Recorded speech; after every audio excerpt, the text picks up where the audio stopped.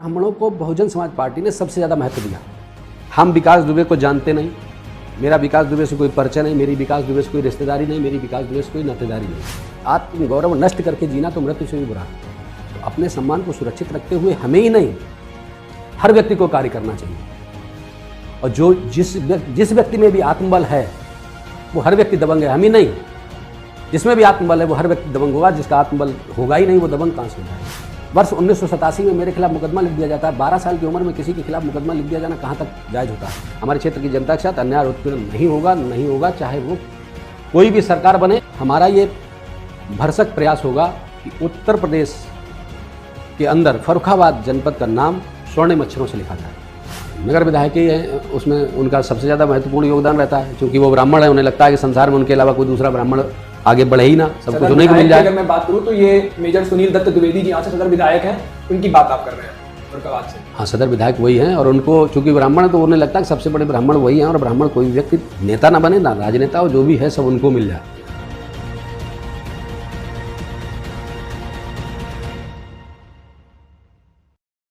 नमस्ते, मेरा नाम है उज्जवल और आप देखना शुरू कर चुके हैं द फैंटास्टिक इंटरव्यू सीरीज आज विद उज्जवल।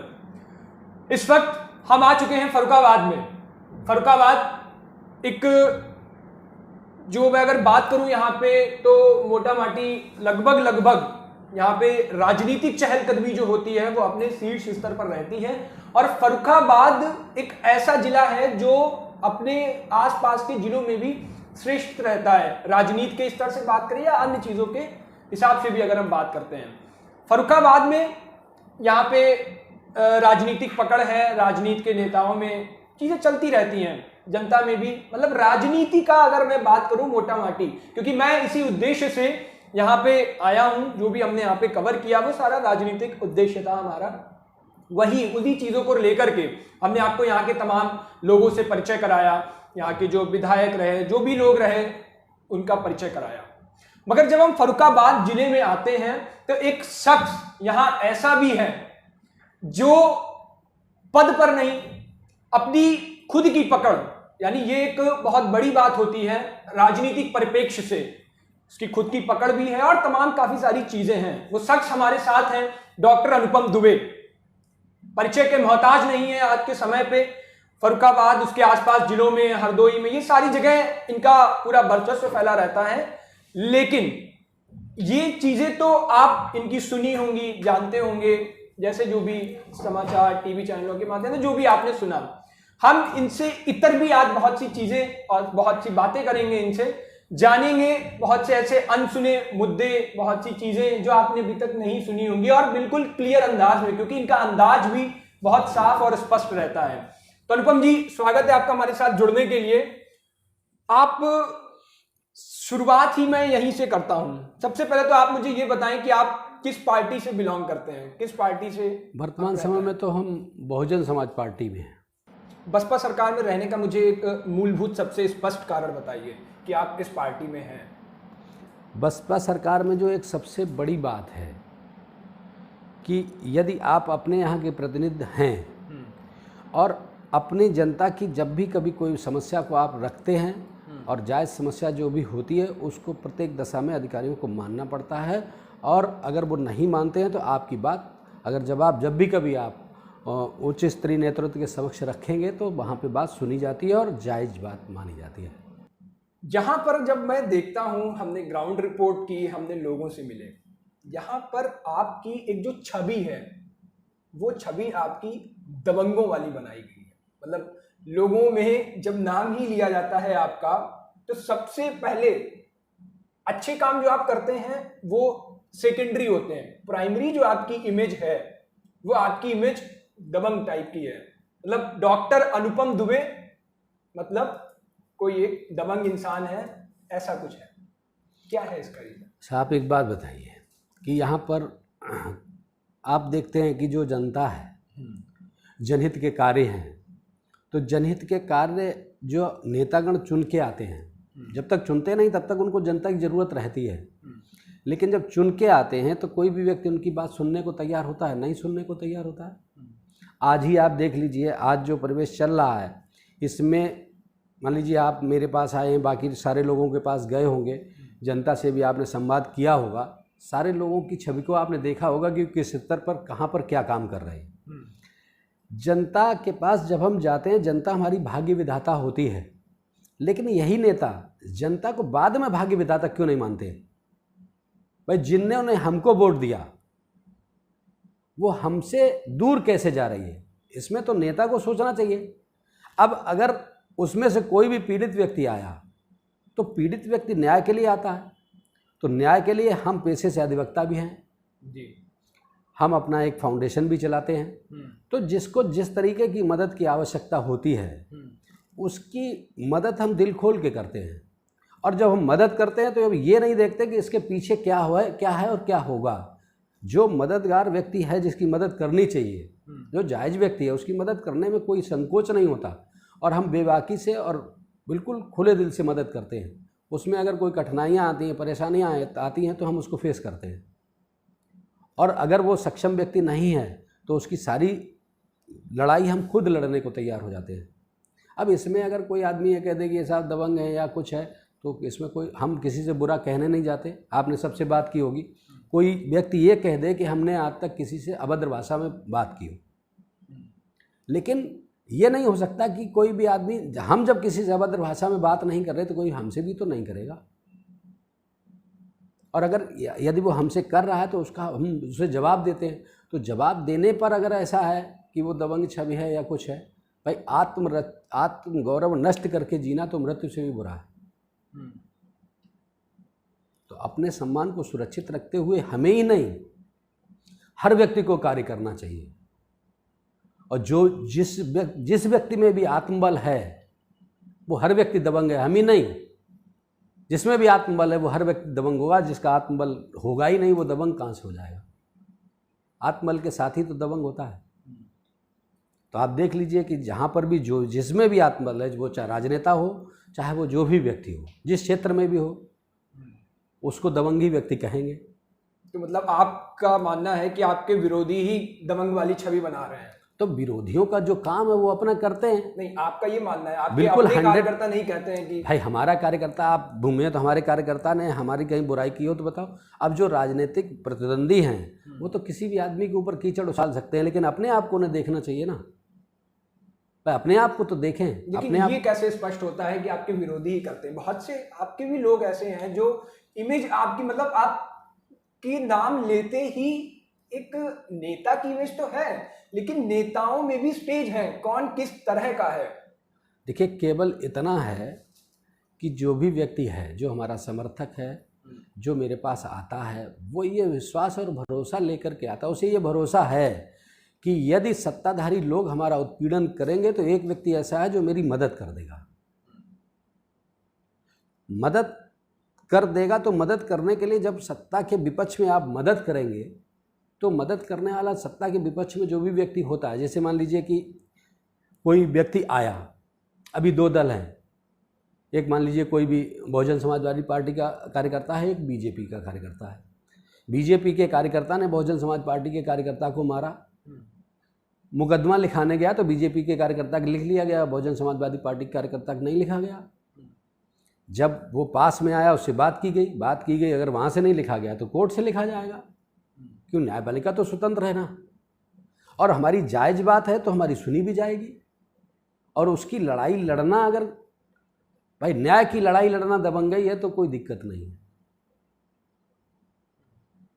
हाँ, ये है कि हम अन्याय करें, हम किसी को अपनी दबंगई दिखाएं तो ये गलत है। और ये आपको कहीं पे कोई भी व्यक्ति ये नहीं कह सकता कि हमने आज तक किसी को सताया हो या आज तक किसी से हम गलत बोले।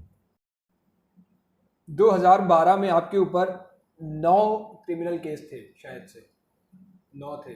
2017 में आप 5 बचे थे, ऐसा ही है ना? 4 आपके निपट गए थे। अब प्रेजेंट की अगर तो मतलब प्रेजेंट की बात करें तो शायद से अभी भी 5 ही चल रहे हैं। नहीं, अब कम है। अब कितने हो गए? अब मेरी समझ से 2 या 3 मुकदमे होंगे। 3 मुकदमे, 3 मुकदमे करीब हैं। ये सब कैसे, यही छवि तो दबंग वाली छवि बनाती है। देखिए, हमारे पिताजी क्रिमिनल के बहुत अच्छे लॉयर थे। हमारा 4.5 साल का भाई था जो इस समय ब्लॉक प्रमुख है। तो जब वो 4.5 साल का था तो उसकी पकड़ हो गई थी। जो बदमाश उसको पकड़ के ले गए तो तेजाब से नहला दिया था, पूरे शरीर में कीड़े पड़ गए थे, जनपद जालौन में मिला था जाकर के। तो जब वहाँ पर जो भी लोग उसमें इन्वॉल्व थे, तो चूँकि पिताजी क्रिमिनल के लायर रहे तो इन्वॉल्व थे, वो अपनी अपनी कर्मगति को प्राप्त हुए। उनको उन्होंने न्यायपालिका से लगा के हर चीज़ में दंड दिलाया और पूरी जितना भी मतलब उनका विरोध कर सकते थे उस विरोध से उनका मुकाबला किया, सामना किया। उसमें स्थिति ये आई कि अब जब आपकी किसी से रंजिश हो जाती तो रंजिशन आदमी एक दूसरे व्यक्ति को फंसाने लगता है। अब आप बताइए कि वर्ष 1987 में मेरी डेट ऑफ बर्थ 10/9/75 है। वर्ष 1987 में मेरे खिलाफ मुकदमा लिख दिया जाता है। 12 साल की उम्र में किसी के खिलाफ मुकदमा लिख दिया जाना कहाँ तक जायज़ होता है? किस परिप्रेक्ष्य में? ऐसे ही मतलब जो पारिवारिक रंजिश हुई, जो पिताजी से रंजिश जिन लोगों की चलती थी, पिताजी का नाम लिखा, पूरे परिवार का नाम लिखा दिया, तो उसमें जो बड़ा होता गया उसका भी नाम लिखा दिया गया। तो परिवार के ही लोगों ने पारिवारिक रंजिश नहीं, पारिवारिक रंजिश नहीं थी। पारिवारिक रंजिश नहीं थी मतलब चूंकि वहाँ पे क्षेत्र में जहाँ रहते थे उन लोगों से रंजिश चलती, जिन लोगों ने किडनैप किया था भाई का। अच्छा। तो वो वहीं के लोकली रहने वाले थे। तो कोई भी चीज़ होती थी तो एक दूसरे में मुकदमेबाजी होती थी, इधर से भी लिखे जाते थे, उधर से भी लिखे जाते थे। तो इधर उधर से जो मुकदमे लिखे जाते थे उनमें पूरे परिवार में जो भी बड़ा होता गया उसके खिलाफ मुकदमा लिखता चला गया। तो ये जो मुकदमे लिखे तो वो मुकदमे जो सही नहीं लिखे थे वो सारे छूट गए। लेकिन ऐसा एक ही नहीं, मतलब ऐसे तो ये सिर्फ एक है, बाकी और भी मुकदमे आपके वर्ष 1987 से लेके फिर वो लिखे गए मुकदमे, लिखे गए, उसके बाद ट्रायल पे सब छूट गए। इसी रंजिश में ही सिर्फ 9 मुकदमे, ऐसे तो नहीं? इस रंजिश में नहीं, इस रंजिश में हुआ। उसके बाद पिताजी की हमारे हत्या कर दी गई थी। जब पिताजी की हत्या की गई उसमें कुछ ऐसी घटनाएं दुर्घटनाएं हुई जो लोगों ने इन्वॉल्व कर दिया। कहीं पर कोई घटना हुई उन्होंने साहब नहीं इन्होंने की है तो उसमें वो ले लिया गया, जबकि कोई मतलब नहीं, कोई बात नहीं, कोई चीज़ नहीं। हम यहाँ रहते हैं, घटना कहीं हो तो इन्वॉल्व कर दिया जाता है, कोई मतलब नहीं होती। अभी एक भाई के साथ एक घटना घटित हुई थी तो भाई को गोली लगी थी, वहाँ पर भी मेरा नाम इन्वॉल्व कर दिया गया। जब इन्वॉल्व कर दिया गया, और आप देखिए एक तारीफ वाली बात यहाँ पर ये देखिए कि मेरे नाम FIR नहीं, हमारी बात समझिए आप, मेरे नाम FIR नहीं हुई, मेरे नाम चार्जशीट नहीं गई और साहब मेरा नाम उससे जोड़ दिया गया। मेरे जो मुकदमों की लिस्ट में उसमें मेरे नाम के आगे वो मुकदमा चढ़ा दिया गया। तो ये सब क्या है भाई? जब चार्जशीट भी नहीं जा रही और मेरे नाम FIR भी नहीं हो रही तो फिर मेरे नाम के आगे वो मुकदमा चढ़ा जाना तो गलत है ना। बिल्कुल। तो अब इस चीज़ को हम तो नहीं रोक सकते भाई। ये चीज़ें जो हुई हैं, अब हमने कहा कि ये गलत है, अब लेकिन वो हटाया नहीं जा रहा। क्यों नहीं हटाया जा रहा? तो बहुत सारी चीज़ें होती हैं जो कि अब स्थितियां तब सही होती हैं जाकर के जब कोई भी अच्छी सरकार आए और न्यायप्रिय कार्य करे तो अच्छा लगता है भाई। पुलिस प्रशासन तो एक ऐसी चीज़ है जो चाहे सो कर लेती है। अगर उसको सही कोई सरकार नहीं आती है तो फिर तो ये लोग अपनी मनमानी करते हैं, जो चाहे वो लिख दिया।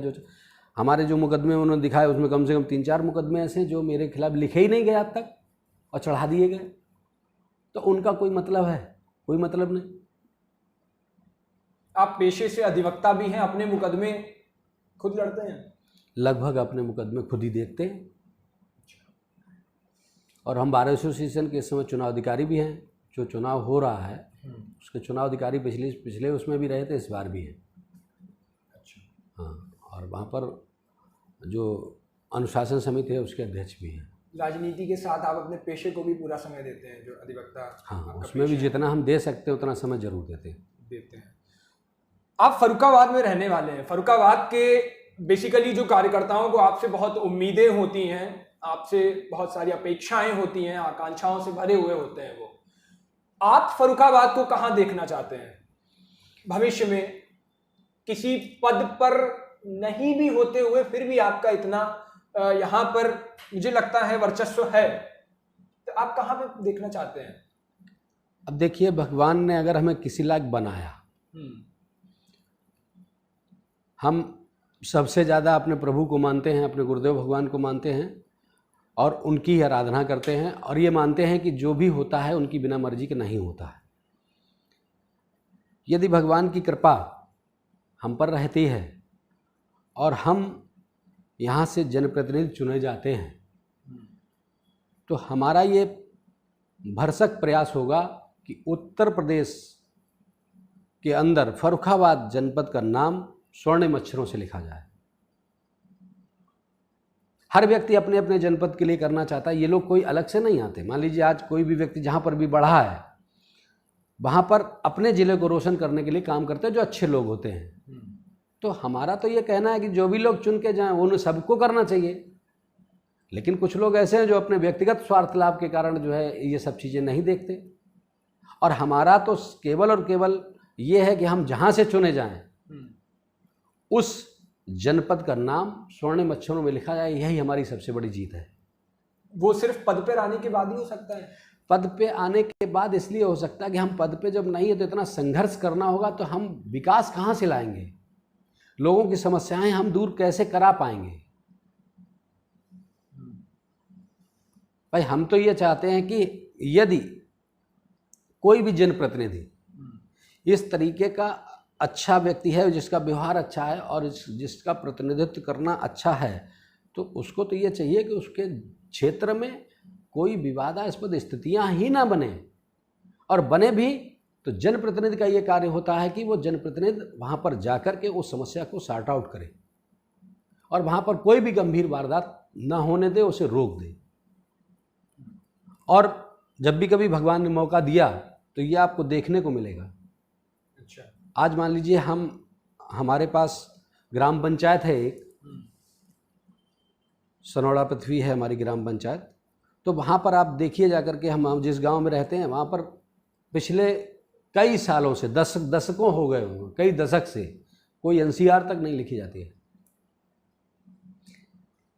एनसीआर ना लिखना किसी भी ग्राम में, ग्राम पंचायत में एक बहुत बड़ी बात होती है, जो हम समझते हैं कि आज के दौर में जी बिल्कुल। लेकिन ये केवल इतना ही तो है कि सबको हम पे विश्वास और भरोसा है। हर किसी के साथ अच्छा होता होगा तभी तो आदमी नहीं करता, नहीं तो आज की डेट में जरा सी बात हो जाए हर आदमी कोतवाली थाने पहुंच जाता। लेकिन जनता के अंदर आपका खौफ भी है। मैंने भी जो आपकी दबंग वाली बात कही ना, जनता के अंदर ये खौफ भी होता है। भाई आप हमें एक बात बताइए, जैसे कि हमने एक चीज़ की, जैसे हमारे गांव में लोग बाग बहुत शराब पीते थे, शराब पी के आते थे जाते थे सब, और अपनी पत्नियों को मारते थे, सब कुछ करते थे। तो हमने सब गांव वालों को बुलाया, हमने भैया ये कैसे बंद होगी। तो हमने कहा जो भी व्यक्ति शराब पी के आए, बवाल करे, सब करे, उसको बंद कर लो कमरे में, उसको बांध लो, नहीं बांधे तो बांध लो, सब लोग मिलके करो ये काम, और कोई भी बात होगी उसको देखा जाएगा और ये कहा जाएगा इनको सही करने के लिए काम किया गया। भाई आज मान लीजिए हम या आप, कोई भी व्यक्ति कोई अच्छा काम करने के लिए अगर चलते हो तो कहीं पर भी कोई भी पुलिस प्रशासन चाहे जैसा भी हो, लेकिन उसमें भी अच्छे लोग पाए जाते हैं। और जब उन्हें लगे कि इसका रिजल्ट अच्छा आ रहा है तो हर व्यक्ति सपोर्ट करने के लिए तैयार हो जाता है। हमारा किसी से द्वेष तो है नहीं। तो जब कोई भी काम ऐसा होगा जिससे कि व्यक्ति को ये लगेगा कि हम अगर ऐसा करेंगे तो ये लोग बंद कर लेंगे या कमरे में बंद करके डाल देंगे, तो आदमी को फिर भय लगने लगता है। जब भय हो जाता है तो फिर वो काम नहीं करता। भाई कहीं ना कहीं कोई चीज़ तो लानी पड़ेगी ना आपको, तो जब कोई चीज़ लानी पड़ेगी तभी किसी समस्या का हल होगा। आज मान लीजिए हम विधानसभा से चयनित हों, तो इंसान को ये तो मालूम पड़ना चाहिए ना जनप्रतिनिधि की क्षमता क्या है। बिल्कुल भाई जनप्रतिनिधि है तो जनप्रतिनिधि की पावर भी तो है ना। तो जब तक उसकी पावर को उसे नहीं मालूम होगा तब तक समस्या का समाधान नहीं हो सकता। आज हमने आपसे ये कहा कि हम जनप्रतिनिधि बन जाने के बाद ये चाहेंगे कि हमारे जनपद का नाम स्वर्णिम अक्षरों से लिखा जाए। जनप्रतिनिधि बनने के लिए क्यों कहा? क्योंकि जनप्रतिनिधि जो भी होता है उसकी एक संवैधानिक क्षमता होती है। लेकिन अनुपम जी, हर कोई लड़ने से पहले यही सब बातें दोहराता है जो आप दोहरा रहे हैं, और उसके बाद का जो फिर समय शुरू होता है कुर्सी पर बैठने के बाद, वो चीजें ये नहीं रहती हैं। आप भी जानते हैं ये वास्तविकता, मैं भी जानता हूं और जनता भी जानती है। पिछले सालों से फर्रुखाबाद में ये चीज देखी भी गई है। बचपन से लेके आज तक जब से हमने अपनी याददाश्त संभाली तब से लेके जहाँ का प्रतिनिधित्व है हमारे परिवार में, और जितने भी लोग हमको जानते हैं, जो हम पे भरोसा रखते हैं, इतनी गुरुदेव भगवान की कृपा है कि अन्याय और उत्पीड़न उनका हम होने नहीं देते हैं। उसके लिए चाहे हमें अपने जिला न्यायालय की शरण लेनी पड़े, पुलिस अधीक्षक महोदय के पास जाना पड़े, जिलाधिकारी महोदय के पास जाना पड़े, चाहे सीएम हाउस जाना पड़े, चाहे पीएम हाउस तक की लड़ाई लड़नी पड़े, हम उस लड़ाई को लड़ने के लिए तत्पर तैयार रहते हैं। किसी को भी न्याय दिलाने के लिए, किसी भी ऐसे व्यक्ति का जहाँ पर उत्पीड़न किसी भी ऐसे निर्दोष व्यक्ति का हो रहा हो, उसको उत्पीड़न से मुक्त कराने के लिए उसके साथ हर तरीके से खड़े होते हैं। जबकि आज मेरा कोई दायित्व तो नहीं है, लेकिन उसके बावजूद हम तैयार रहते हैं। तो जब जीवन में हमें यही सिखाया गया, हमारे संस्कार यही हैं, तो हमें लगता है कि इतनी उम्र के बाद अपने संस्कारों को तो व्यक्ति नहीं छोड़ सकता। और जितने भी जनप्रतिनिधि हैं, आप देखिएगा, वो सारे लोग ये कहते हैं जब तक वो विधायक रहते हैं तब तक तो ठीक रहता है, थोड़ा बहुत हाँ ठीक है, देख रहे, और विधायक ना हो, वो पद से हट जाएं तो कहते साहब हम तो विधायक ही नहीं, हमारी सुनी नहीं जाएगी। तो ये कोई समस्या का समाधान नहीं है भाई। आप विधायक नहीं, आप जनप्रतिनिधि रहे हैं, आपके संबंध हैं, आपके व्यवहार हैं, आपकी जनता है, आपके साथ लोग खड़े हैं, आपका दायित्व तो बनता है ना। क्योंकि जो लोग आपको वोट कर रहे हैं, जिन लोगों ने आपको वोट, उनके तो नेता आप हो। अगर आप उनको छोड़ दोगे तो फिर आगे कैसे जाओगे? अच्छा, एक आपके लिए कहा जाता है जनता के बीच से कि आपकी जो एक्टिवनेस होती है वो चुनाव के समय ज्यादा होती है और बाकी समय में फिर आप थोड़ा सा स्लो हो जाते हैं। हालांकि ऐसा हर कार्यकर्ता में हर नेता में होता है जो चुनाव के लिए कर रहा था, लेकिन आपकी चूंकि छवि एक अलग है, यहाँ पर ये बात नकारी नहीं जा सकती किसी भी एंगल से। तो आपकी एक्टिवनेस को लेकर के ऐसे सवाल क्यों खड़े होते हैं? देखिए, इसमें बहुत ज़्यादा चीज़ें हैं। जैसे कि सबसे बड़ी चीज़ ये रहती है कि चूँकि व्यक्तिगत रंजिश चलती है, बहुत लोग रंजिश मानने वाले लोग होते हैं, तो जब भी हमें निकलना होता है तो सुरक्षा की व्यवस्था को देखकर निकलना पड़ता है। जब कभी चुनाव लड़ते हैं तो चुनाव में मान लीजिए सुरक्षा व्यवस्था भी साथ रहती है, सब कुछ रहता है, तो उन चीज़ों को चुनाव में थोड़ा कोई भी व्यक्ति हो, जब भी कोई, अगर आप अभी मान लीजिए नॉर्मल बैठे हुए हैं जी, आपके घर पे कोई कार्यक्रम हो तो क्या आप ऐसे ही बैठे रहेंगे? तब भी तो आप तेज करेंगे ना। तो जब भी कोई कार्य होता है उस समय प्रत्येक व्यक्ति की तीव्रता होती है, और जब नहीं होता है तो वो अपना इजी गोइंग काम करता है। भाई आज हमें जब ज़रूरत है तो हम लोगों के पास जाते हैं, ठीक है ना। और जिस व्यक्ति को जब ज़रूरत होती है, कहते हैं कि छोटा बच्चा होता है, बहुत छोटा बच्चा होता है ना जी, तो छोटा सा जो बच्चा होता है तो माँ उसको सबसे ज़्यादा प्यार करती है, करती है नहीं करती है? बिल्कुल। लेकिन जब वो रोता है, माँ दूध उसे तभी पिलाती है, क्योंकि रोके वो ये सिद्ध करता है कि हमको भूख लगी है। तो जब हमें ज़रूरत है, हम आपके पास आए हैं, और आपको जब मेरी ज़रूरत है तो आपको अपनी बात तो हमें बतानी होगी ना। आप अपनी बात बताएंगे, हम आपके साथ खड़े हैं, और आप चाहे जिससे पूछ लो, जो मेरा है उसके साथ हमेशा तत्पर खड़े रहते हैं।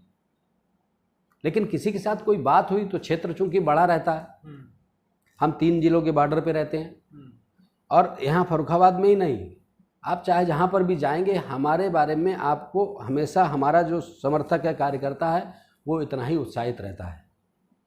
आप अभी चले जाइए, अभी कोई चुनाव तो नहीं है, लेकिन हमारा समर्थक, हमारा कार्यकर्ता परिपूर्ण रूप से उत्साहित रहता है, और उसको ये नहीं रहता है कि मेरे साथ कोई भी व्यक्ति अन्याय कर लेगा। और ये मेरा कहना भी रहता है कि आप अन्याय नहीं करेंगे, हम आपके ऊपर अन्याय नहीं होने देंगे। आप अन्याय करेंगे तो गलत बात है। लेकिन आपकी जो एक्टिवनेस को लेकर सवाल है, जनता आपसे ये एक्सपेक्ट नहीं करती है कि आप चुनाव के समय ही एक्टिव रहें। जनता ये भी आपसे चाहती है, उसका ये चीज़ें रहती हैं कि आप नॉर्मल भी ऐसे ही रहें जैसे चुनाव के समय चीजें होती, क्योंकि आपकी कार्यशैली अलग है जहां तक कि यहाँ की राजनीति के हिसाब से बात करते हैं। भैया सबसे बड़ी बात है मालूम क्या है कि जैसे कि हम घर से निकले तो जो भी हमारे राजनीतिक व्यक्ति हैं, जो नेतागण हैं, उनको हमारे निकलने पर बड़ा कष्ट होता है। हर जगह होता है। नहीं सुनो तो आप, कष्ट होता है। दिक्कत क्या होती है कि हर व्यक्ति जब क्योंकि पावर में होता है, पावर में होता है तो उसे लगता है कि हम अपनी पावर से कैसे इनको उखाड़ फेंकें। मेरी बात है। तो वो राजनीतिक असर, जो राजनीतिक उनकी क्षमताएं होती हैं, उस क्षमता के साथ हमारा विरोध करने में लगते हैं। जब ऐसी स्थितियां कभी आती हैं तो मूवमेंट तो मेरा पूरा रहता है, लेकिन उस समय रहता है जैसे कि आज मान लीजिए कहीं पे कोई दिक्कत आई, परेशानी आई किसी व्यक्ति को, या किसी के घर कोई मतलब कोई भी अपरिहार्य स्थितियां जब बनती हैं तो हम हमेशा जाते हैं। हमारी जानकारी में अगर कोई भी चीज़ आ जाती है तो हम हमारे भाई लोग या कोई ना कोई ज़रूर जाता है, कहीं पर भी हो। और ऐसे अगर खामुक मतलब बिना मतलब में कहीं पर जाने वाली बात जो रहती है तो कुछ सुरक्षा कारणों से थोड़ा सा हमको ये रहता है कि जितना अपना बचाव करके ही तो हम सब कुछ कर सकते हैं। अच्छा, आपने कहा व्यक्तिगत रंजिश, कौन है वो लोग, कौन ऐसे लोग हैं? राजनीतिक प्रतिद्वंदता तो व्यक्तिगत रंजिश बना ही देती है पहली चीज। तो राजनीतिक प्रतिद्वंदता में यहाँ पर जो भी लीडरशिप है उनको ये लगता है कि जिस दिन ये व्यक्ति नेता बन जाएगा तो जन क्या हो जाएगा। वो लोग नेता बनते तो हमें दिक्कत नहीं होती। नेता बनने का नेता तो अब अभी भी है। नहीं वो लोग नहीं हाँ, उनको पद मिलता है तो हमें दिक्कत नहीं होती है, लेकिन उन्हें ये लगता है कि इनको पद न मिल जाए। पता नहीं उनको इस चीज से क्यों भय है, क्यों डर है। उनको आप क्लियर करो, ये उन लोगों जैसे।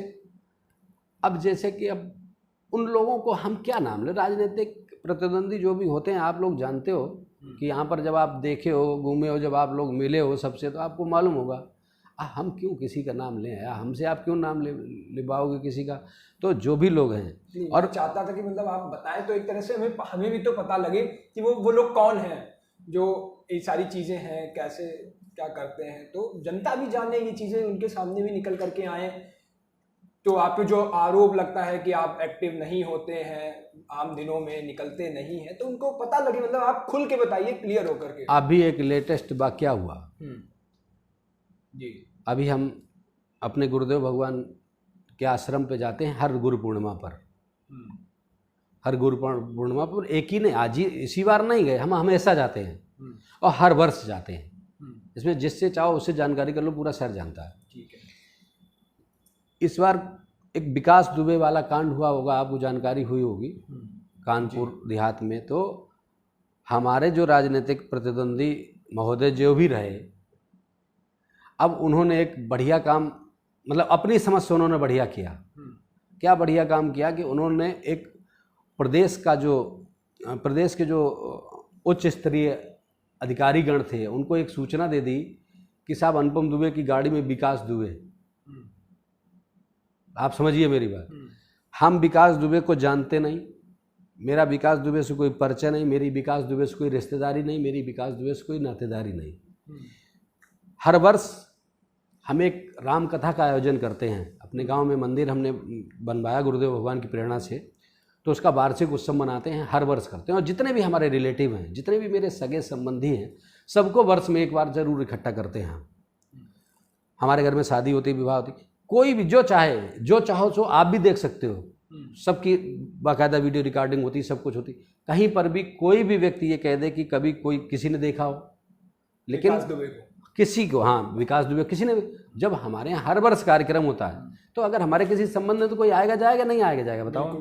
तो कहीं पर कुछ भी नहीं, ना कोई मतलब ना कोई बात। लेकिन हमारे जो साहब राजनीतिक प्रतिनिधि, उनको साहब ये लगा कि चलो ठीक है, आग जल रही थी। जब हम पूजन करके लौट के वापस आए तो वहीं पर एक गोमती नदी पड़ती है, गोमती नदी के पास चौकी पड़ती है वापसी में, और वहाँ पर बहुत बड़ा पुलिस का दल खड़ा हुआ था, बिल्कुल एकदम। मैं AK-47 सामने किए हुए। ये वाकया कहाँ से लौट रहे थे आप? नैम सारण से लौट रहे थे। तो नैम सारण के बाद जब आप इधर फर्रुखाबाद के लिए चलोगे, हरदोई के लिए, तो एक गोमती नदी पड़ती, गोमती नदी से पहले चौकी पड़ती है। तो वहाँ पर सब पूरा लाव लश्कर पूरा बुरी तरीके से सामने बिल्कुल इसला सीधे किए हुए। तो गाड़ी, चूँकि हमारे साथ 2 गाड़ियाँ थी, तो जैसे ही हमने देखा कि कुछ मामला ठीक नहीं, गाड़ी पे हाथ किसी ने, लेकिन हमने गाड़ी रुकवा दी। ड्राइवर से हमने कहा भैया गाड़ी रोक दो, गाड़ी रोक दी। उन्होंने लोग चारों तरफ गाड़ी घेर ली। बोले विकास दुबे कहाँ, विकास दुबे कहाँ। हमने कहा विकास दुबे इस गाड़ी में भैया कहाँ से आ गए विकास दुबे। तो उनसे बात हुई, उन्होंने कहा नहीं मेरे पास पूरी सूचना है। तो हमने उनसे कहा भाई साहब एक काम करिए, आपको जिसने सूचना दी है उसको और मेरी बात को आप क्रॉस चेक कर लीजिए, भाई सूचना देने वाला सही है या मेरी बात सही है, इसका आप पूरा परीक्षण कर लीजिए। मेरी बात गलत हो, आपकी जो चाहो आप करो, और यदि हमारी बात सही हो आप फिर मतलब आप हमें जाने। तो बोले ठीक है आप थाने चलिए। हम भैया थाने चले गए उनके साथ। मेरे साथ करीब 12-13 दो गाड़ियों 12-13 लोग थे।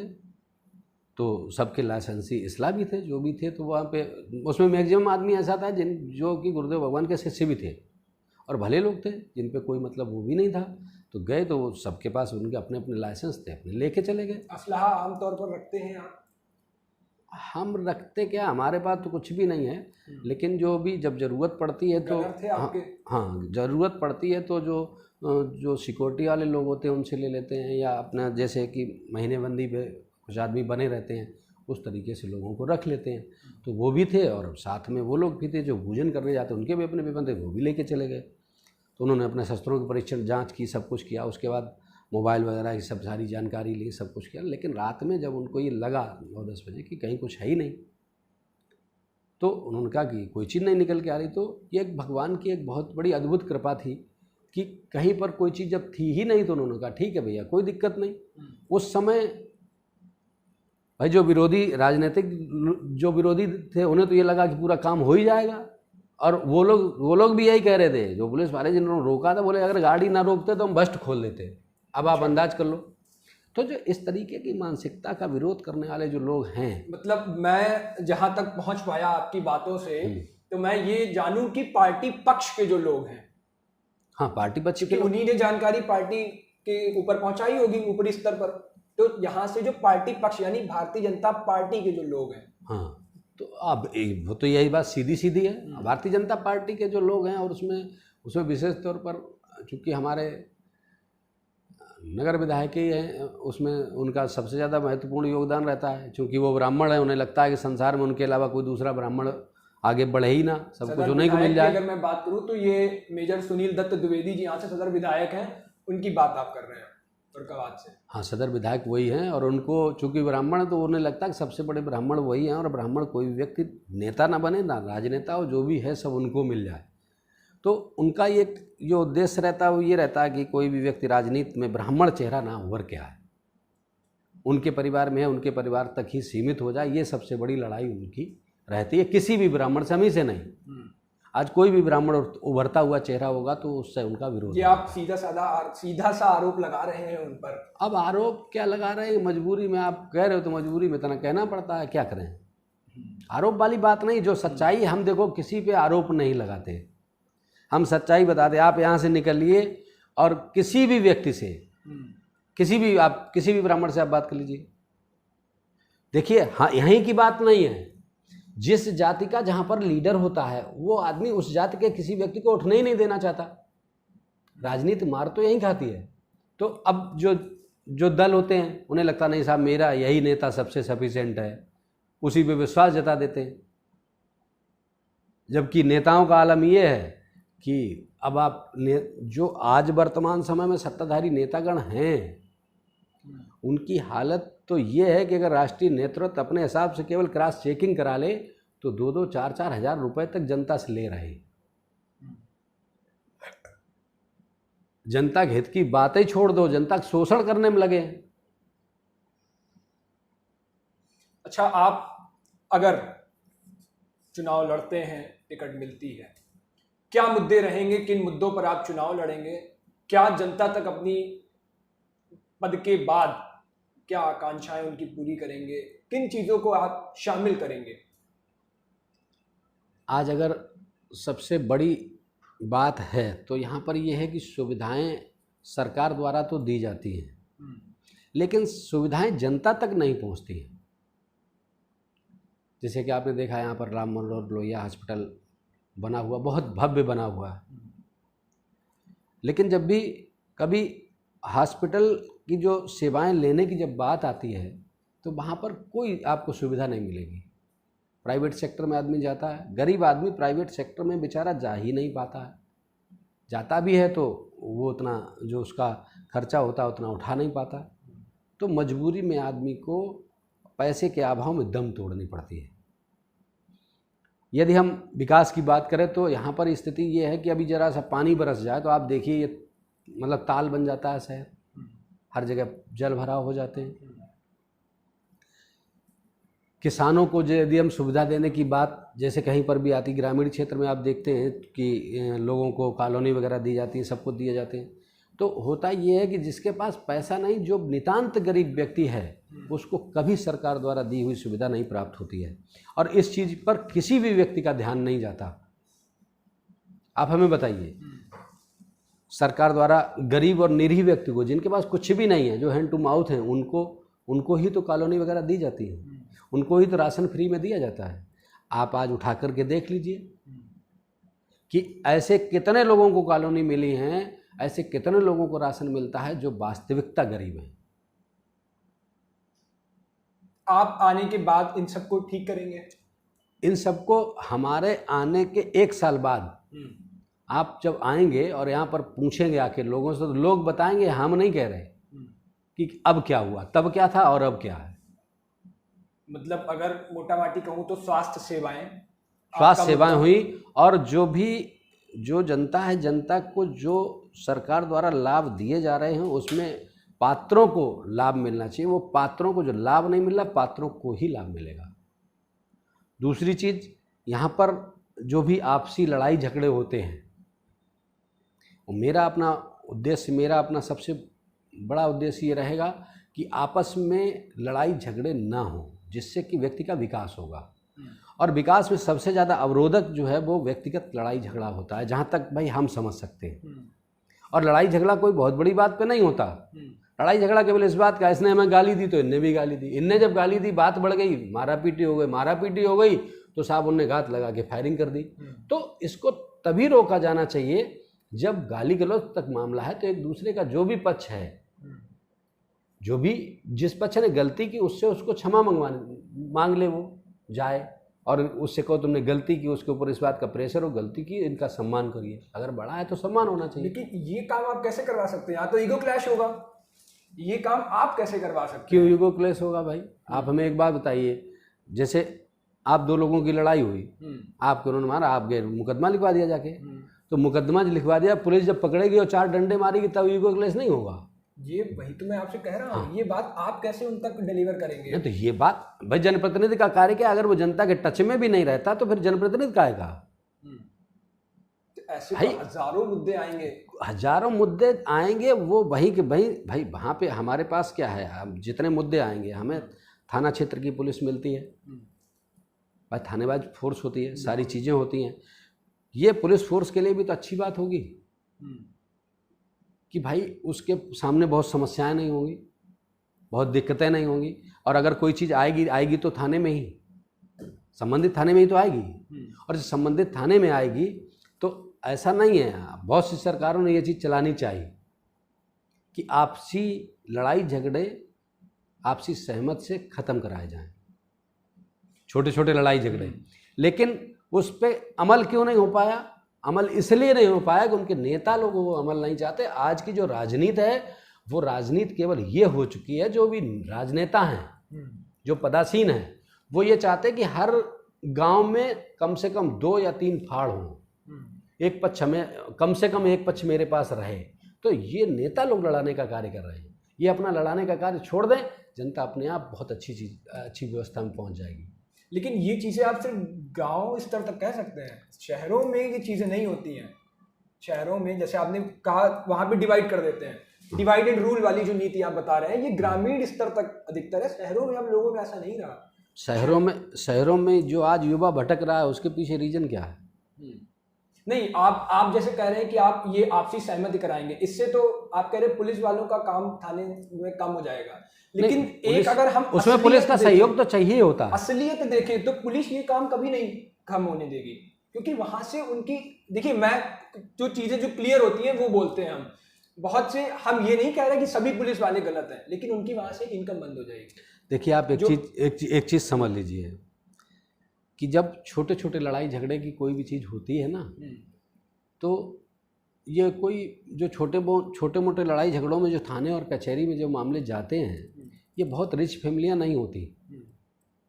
रिच फैमिलियां जो होती हैं वो अपने आप को मेंटेन करके कहीं ना कहीं ये सबसाइड कर लेती है। इसीलिए तो पुलिस वाले 500-500 हज़ार रुपये लेकर छोड़ देते हैं। नहीं, आप मेरी बात, लेकिन ये बहुत रिच फैमिलियां नहीं होती। और अगर इस पे ये आए कि जो भी, देखिए एक सिपाही स्तर पर होता है 500 रुपये लेना या 1000 रुपये लेना, एक थाना अध्यक्ष स्तर पर नहीं होता। क्योंकि थाना अध्यक्ष जो है वो हमें जहाँ तक भाई मेरा है कि 500-1000 रुपये थाना अध्यक्ष नहीं लेता, ये उसके स्तर का मामला नहीं है।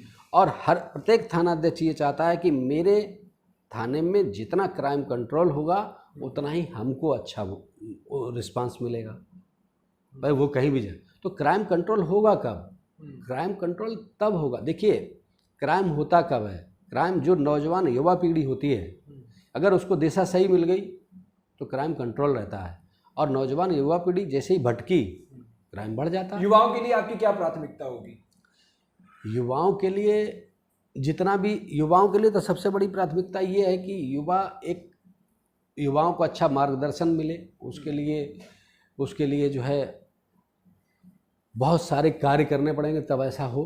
जैसे अच्छे मार्गदर्शन के लिए सबसे पहली चीज़ तो होती है उनके संस्कार के बाद होता है मार्गदर्शन।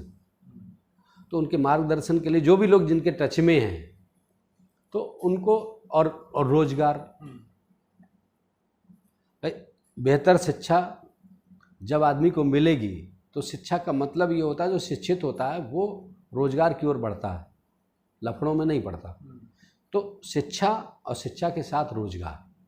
लेकिन देखा ये गया है कि बेहतर शिक्षा तो आ जाती है लेकिन रोजगार नहीं मिल पाता है। और फिर जिस तरह से सरकार है, अभी फिलहाल आपने पिछले दिनों देखा रोजगार का मुद्दा कितनी तेजी से चला। फिर सरकार कहती है कि पकौड़े तलना है, पंचर बनाना है। ये आप तो नहीं करेंगे ऐसा काम? भाई देखो, जो भी लोग सत्ता में आते हैं, हम किसी का नाम नहीं लेते, चाहे जो भी व्यक्ति हो जी, सत्ता में आता है और रोजगार का नाम लेता है और बाद में अगर कोई आदमी पकौड़े या किसी की बात करता है तो ये फिर उसके व्यक्तित्व पर खरी नहीं उतरती। और जिन माननीय महोदय ने भी ये कहा है उनको जनता किस रूप में देखती है आप सारे लोग जानते हैं। बिल्कुल, उनके मुंह से उन्होंने क्यों कहा ये भाई वो समझ सकते हैं। लेकिन रोजगार ना दे पाओ, रोजगार की ओर अग्रसर करना, और रोजगार जिस ओर उन्हें रोजगार मिल जाए वो किसी लायक बन जाए, वो चाहे उनका व्यापार ही क्यों ना हो, उस व्यापार में सहयोग करना चाहिए। आप रोजगार नहीं दे सकते हो तो व्यापार छीनना नहीं चाहिए। आज की सरकार तो व्यापार भी छीनने पर लगी है। तो भाई जब बेरोजगारी चरम पर आ जाएगी तो होगा क्या?